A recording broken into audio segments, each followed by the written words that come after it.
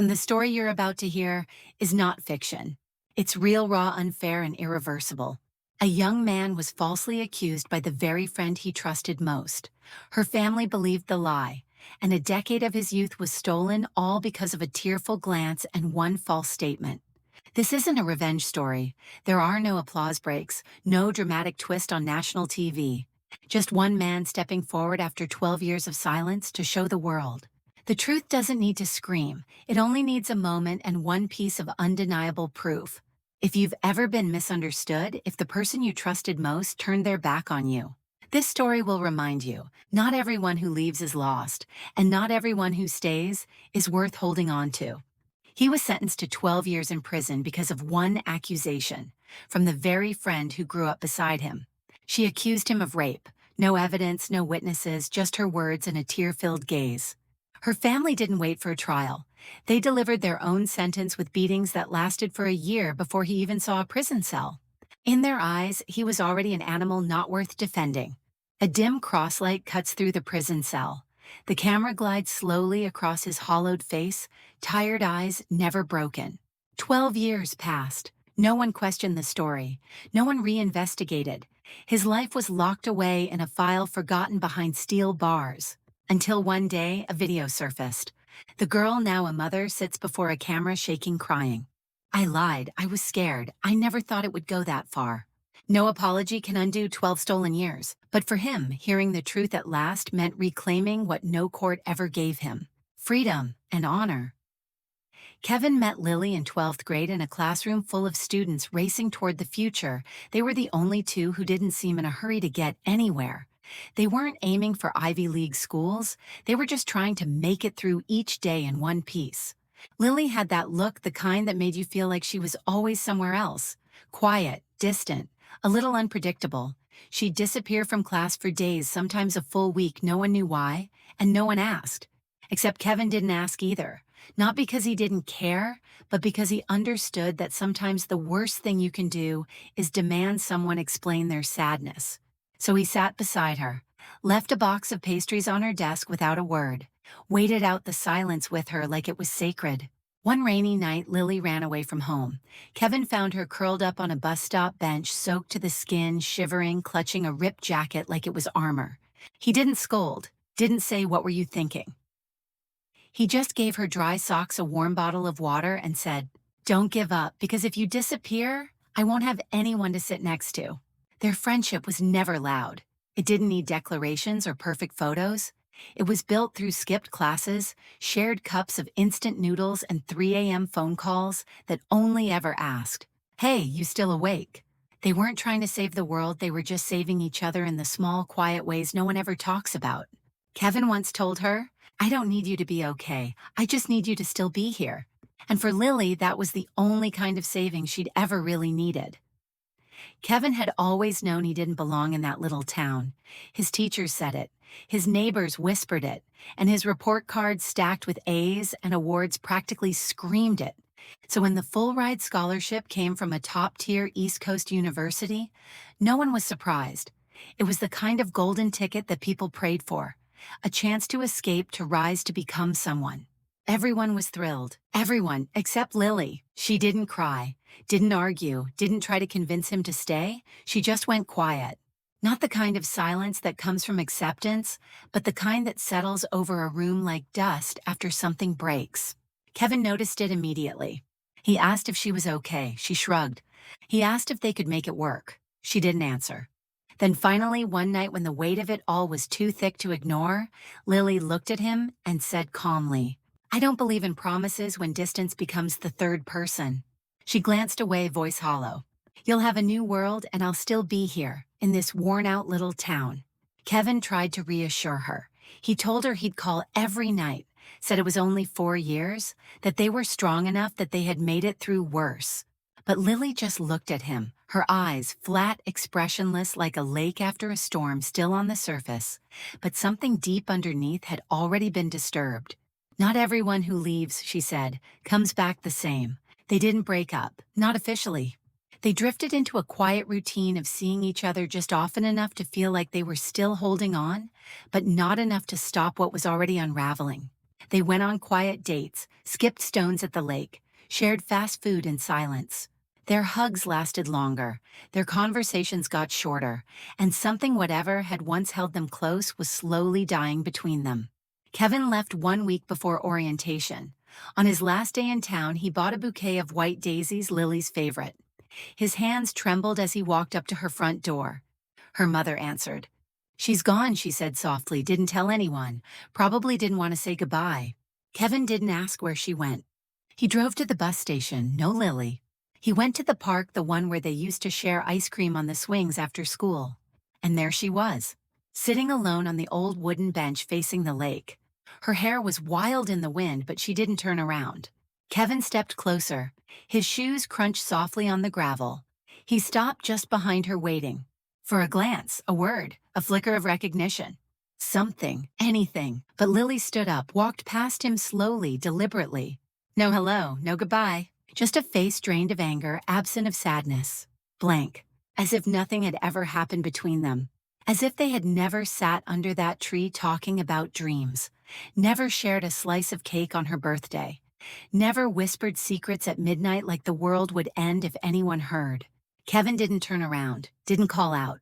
He stood there still, holding the bouquet of daisies already starting to wilt in the late summer heat. No door slammed, no shouting match, no grand finale. Just two people who once meant everything to each other, now walking in opposite directions. As if they never had. Kevin was once the pride of his small hometown, a model student, a full-ride scholarship recipient at a prestigious university, and best friend to Lily, the quiet girl who lived just 2 blocks away. Everyone called them the inseparable pair, until one night shattered everything. Just 3 months into college, Kevin received a call from the police. He was told to return home immediately. Lily had filed a report. She claimed Kevin assaulted her on the night he came by to say goodbye. The media caught on. Footage of Kevin in handcuffs aired everywhere. Lily's family, furious, held community meetings demanding protection for women from the predators among us. People who once admired Kevin now crossed the street to avoid him. Some even spat at his feet. No one wanted to hear his side. No one asked for proof. All they needed was one tearful statement, and Lily gave it. Kevin had nothing, no alibi, no recordings, no witnesses. Just a memory. The last time he saw Lily, they argued. She walked away face blank without a single word. That was the last time he saw her until the day he stood in court. The public defender assigned to Kevin didn't offer hope. If you fight and lose, you're looking at 15 years. But if you plead guilty, the court might reduce it to 5. It hit him like a slap. He hadn't done anything wrong, but the world had already made up its mind. In the interrogation room beneath harsh white lights, Kevin once screamed, "I'm innocent."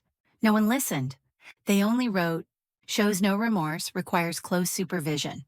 And so he signed the plea deal, not because he gave in to guilt, but because he realized no one was standing on his side. Kevin was sentenced to 12 years, branded a sex offender. In prison, he lived like a ghost, avoided, silenced, haunted by one question. Why would someone he once held in tears turn him into a monster with just one sentence? There was no answer. But Kevin made himself a vow: if there was even one chance, just one, he would find the truth. Not to be forgiven, but so the world would finally know he was never guilty. Kevin had once been the pride of his neighborhood. The straight-A kid, the respectful son, the one who always stayed behind after school to help clean up, who walked his neighbor's dog, who held the door for strangers, and never missed Sunday dinner. He was the boy everyone pointed to and said he's going to make it out. And he did. A full scholarship to one of the most prestigious universities on the East Coast. A dream accepted with trembling hands, tears in his mother's eyes, and an entire neighborhood beaming with pride. But no one was prouder than Lily. Lily, his best friend since they were 10. Lily, who lived just 2 blocks away, whose laughter he could recognize in any crowd, who once told him, "If you ever leave, promise, you'll come back the same." People used to call them the unbreakable duo, and for a long time it felt true. But 3 months after Kevin left for college, everything shattered. He received a call from the police. No explanation, just an order: come home immediately. Lily had filed a report. She claimed Kevin had assaulted her on the last night he came by to say goodbye. Kevin was stunned, but there was no time for disbelief. The media descended like vultures. Photos of him in handcuffs flooded the internet. Headlines screamed, talk shows speculated. Lily's family, once warm and kind, turned cold and furious. They held community meetings, handed out flyers, launched petitions to protect women from predators hiding in plain sight. Kevin's name, once spoken with pride, became a curse. Friends turned away, teachers refused to comment, people crossed the street to avoid him. No one asked for his side. No one asked if it was true. They didn't need facts, they had a tearful testimony. And Lily cried when she told it. Kevin had nothing to offer in his defense. No one else had been there that night, no texts, no recordings, no witnesses. Just a memory the last time he saw her. They had argued. He remembered the silence between them, the way she looked at him with eyes void of expression, then turned and walked away. No goodbye, no explanation. That had been the last time he saw Lily until the day he stood in court. His court-appointed lawyer didn't sugarcoat the situation. If you fight and lose, you're looking at 15 years. If you plead guilty, the sentence could drop to 5. Kevin's throat closed. It felt like drowning. He hadn't done anything wrong, but that didn't matter. In the eyes of the world, he was already guilty. In the cold interrogation room under flickering fluorescent lights, Kevin once screamed, "I'm innocent." No one cared. The report said, "Shows no remorse, recommend close monitoring." And so Kevin signed the plea deal, not because he confessed, but because he understood. No one was listening, no one ever planned to. He was sentenced to 5 years in prison, branded, labeled, reduced to a statistic. Inside, Kevin moved like a ghost. He didn't speak unless spoken to. He kept his head down. He watched birthdays pass, watched his youth vanish through barred windows and buzzing gates. But every night he asked the same question. Why would someone he had once held while she cried, someone he trusted with everything, use one sentence to turn him into something he wasn't? Kevin never found the answer.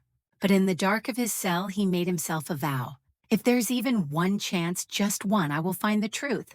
Not to earn forgiveness, not to fix what had already broken, but so the world would finally know I was never guilty.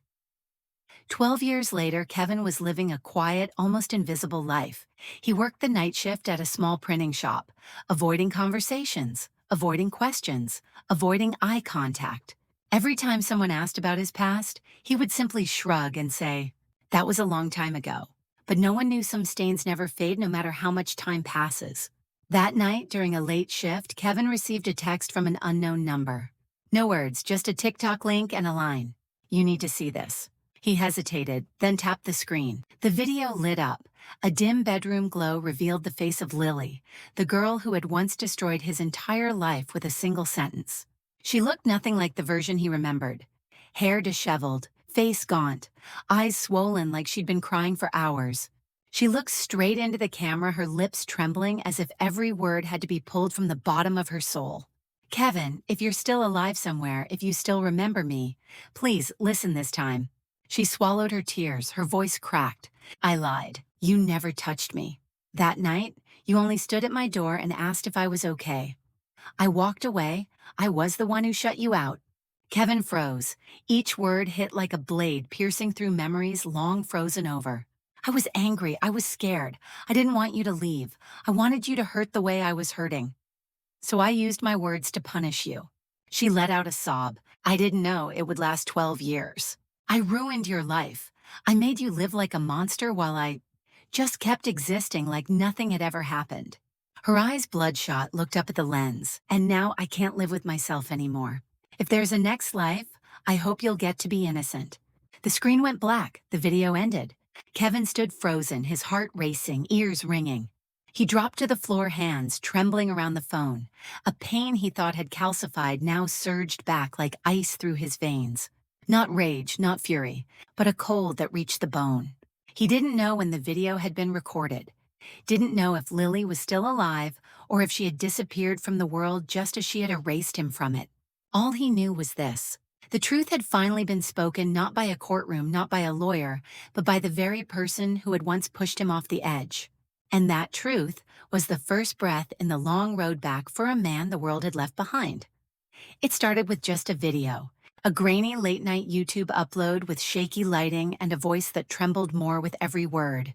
Lily sat in front of the camera, no makeup, no filter, just a woman breaking apart in real time. And then the 4 words that set the world on fire. I lied to you.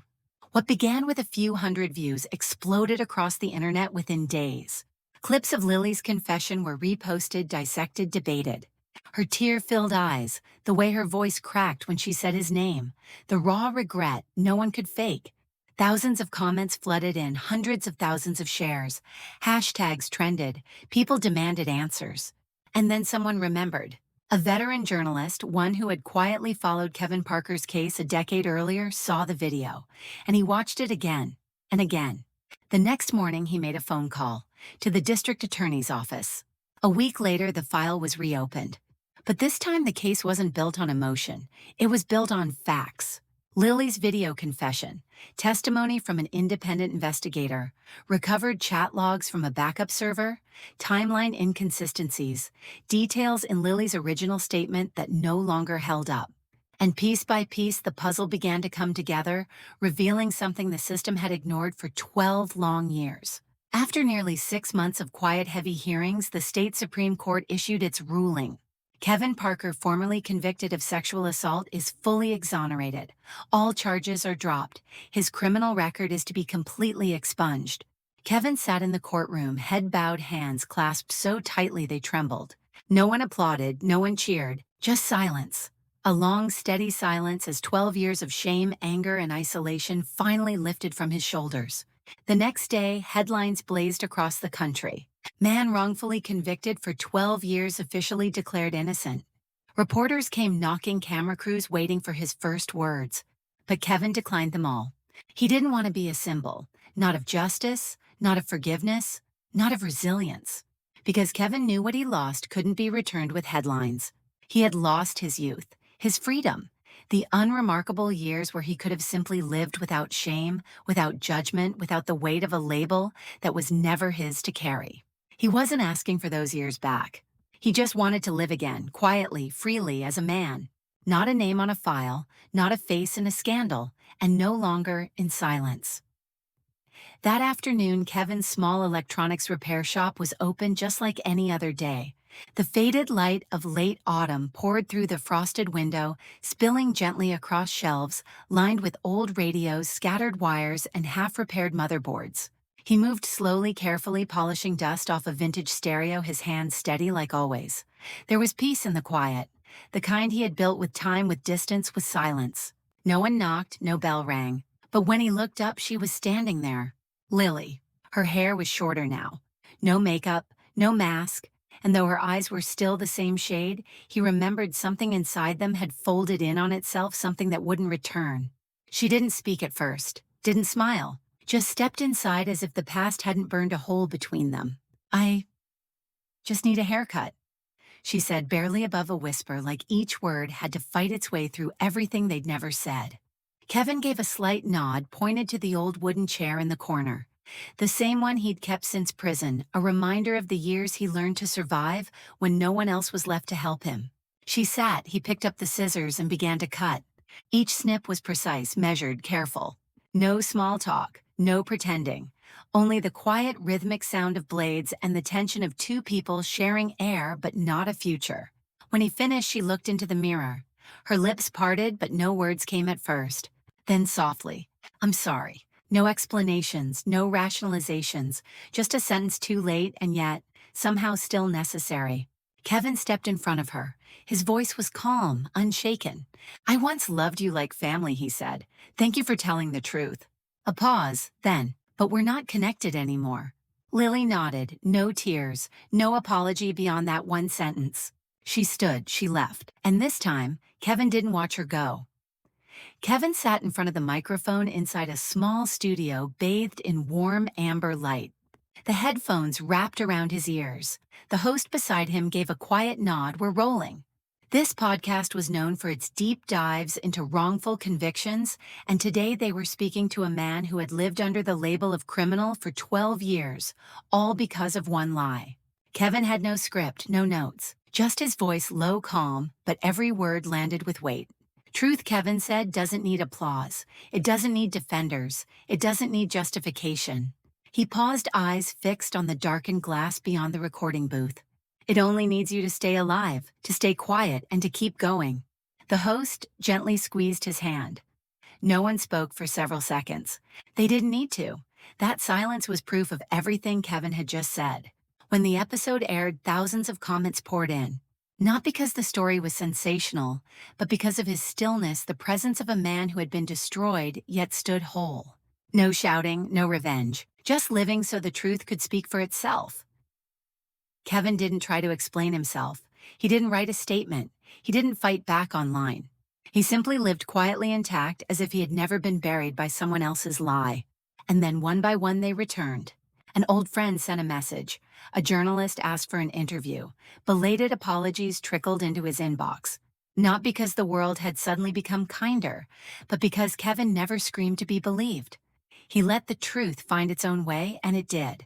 People may walk away from you because of one sentence, but they will return because of your silence and your unwavering honesty.